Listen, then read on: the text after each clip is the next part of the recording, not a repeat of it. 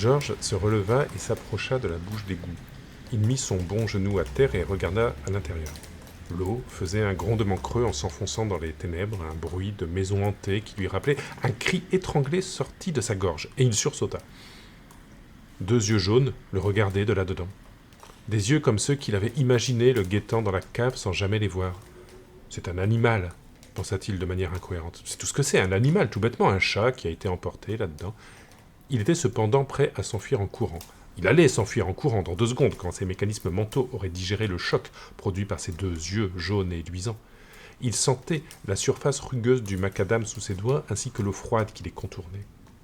Il se vit se relever et battre en retraite, et c'est à cet instant qu'une voix agréable au ton raisonnable, lui parla depuis la bouche d'égout. « Salut, Georgie !» fit-elle.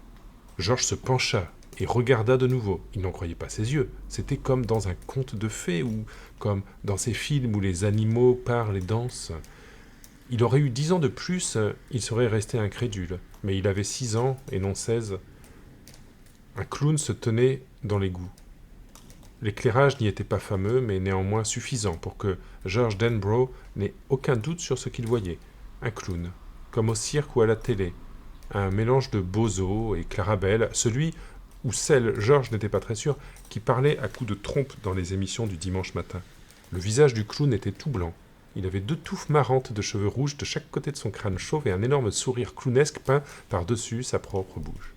Il tenait d'une main un assortiment complet de ballons de toutes les couleurs, comme une corne d'abondance pleine de fruits mûrs. Et dans son autre main se trouvait le bateau en papier journal de Georges. « Tu veux ton bateau, Georgie ?» fit le clown avec un sourire.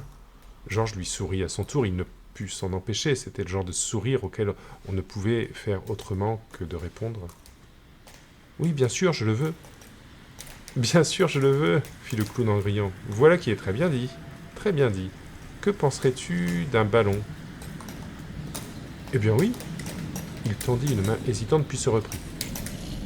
« Je ne dois pas prendre les choses que me donnent des étrangers, c'est ce que papa m'a dit. » « Ton papa a parfaitement raison, » admit le clown du fond de son égout, toujours souriant. « Comment ai-je pu croire, » se demandait Georges, « qu'il avait les yeux jaunes. Ils étaient d'un bleu bruyant et pétillant, comme ceux de sa mère ou de Bill. »« Parfaitement raison, c'est pourquoi je vais me présenter. Georgie, je m'appelle Monsieur Bob Gray, aussi connu sous le nom de Gripsou le clown, cabriolant. Gripsou, je te présente George Denbrough, George, je te présente Gripsou. Eh bien voilà, nous ne sommes plus des étrangers l'un pour l'autre. Pas vrai ?» Georges pouffa. « C'est vrai. » Il tendit de nouveau la main et de nouveau la retira. « Comment t'es descendu là-dedans ?